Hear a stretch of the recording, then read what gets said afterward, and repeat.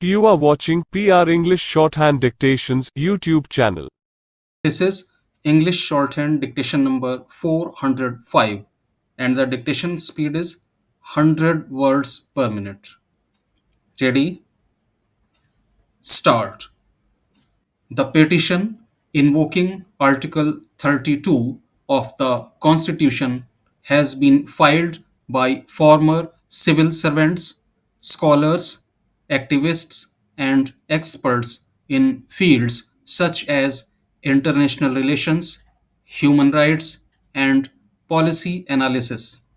The petition seeks directions to the Union government to cancel existing licenses and permissions and to halt the grant of new licenses to companies in India for the export of arms and military equipment to Israel during the ongoing conflict in Gaza. These companies, as the petitioners describe, include a public sector enterprise in the Ministry of Defense and private companies which have allegedly been granted licenses after October 2023. The petitioners claim a violation of India's international law obligations and of Articles 14, 21, and 51C of the Constitution.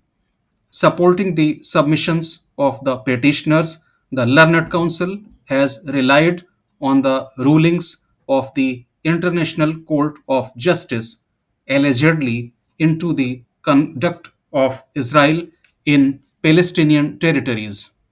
The submission is that India is bound by international treaties which disallow the supply of military weapons to states who have engaged in war crimes and genocide.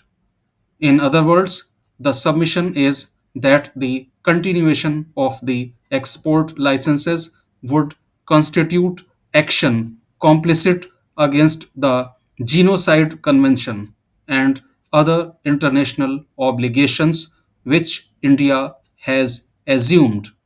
The fundamental objection to the maintainability of a petition of the nature that is before the court lies in the fact that the authority and jurisdiction in relation to the conduct of foreign affairs is vested with the Union government under Article 73 of the Constitution. Apart from Article 73, the provisions of Article 253 of the Constitution stipulate that Parliament has the power to make any law for the whole or any part of the territory of India for implementing any treaty, agreement, or convention with any other countries or any decision made at any international conference, association, or other body.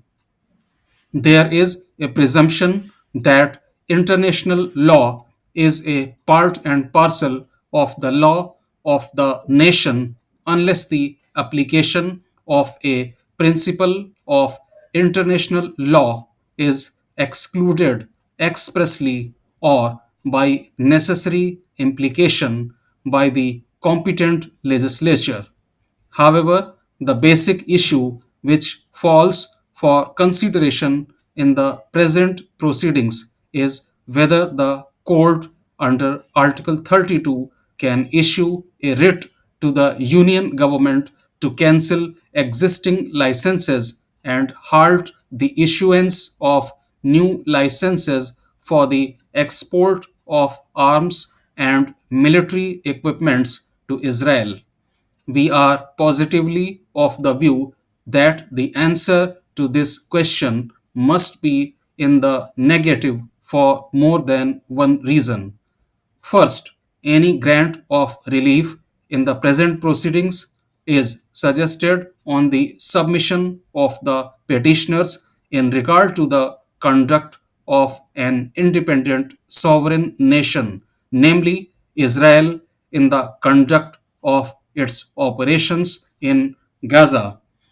The sovereign nation of Israel is not and cannot be made amenable to the jurisdiction of this court. Hence, for this court to consider the grant of the reliefs as sought, it would inevitably become necessary to enter a finding in regard to the allegations which have been leveled by the petitioners against the state of Israel.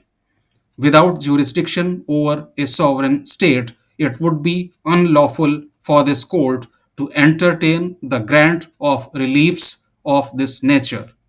The second aspect of the matter which requires to be noticed is that the petition seeks a cancellation of the existing licenses and prohibition on the issuance of new licenses for the export of arms and military equipments by Indian companies. Some of these licenses may be governed by contracts with international entities, including within the State of Israel. The grant of injunctive relief by this court would necessarily implicate a judicial direction for breach of international agreements and contracts. The fallout of such breaches cannot be appropriately assessed by this court and would lay open Indian companies which have firm commitments to proceedings for damages which may affect their own financial viability. Third, the statutory provisions of our law confer sufficient power on the union government if it decides to act in such cases.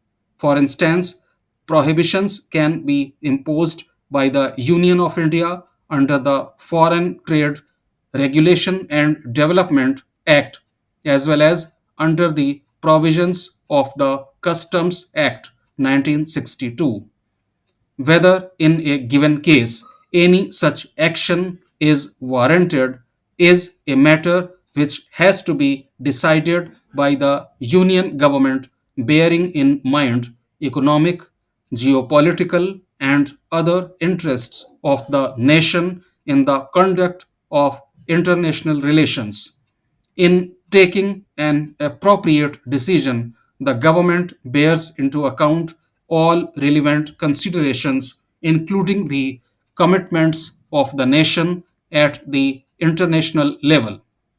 The danger in the court taking over this function is precisely that it would be led into issuing injunctive reliefs without a full and comprehensive analysis or backdrop of the likely consequences of any such action. The self imposed restraint on courts entering into areas of foreign policy is thus grounded in sound rationale which has been applied across time. For the above reasons, we have come to the conclusion that the reliefs which have been sought in these proceedings are not amenable to the exercise of judicial remedies under Article 32 of the Constitution.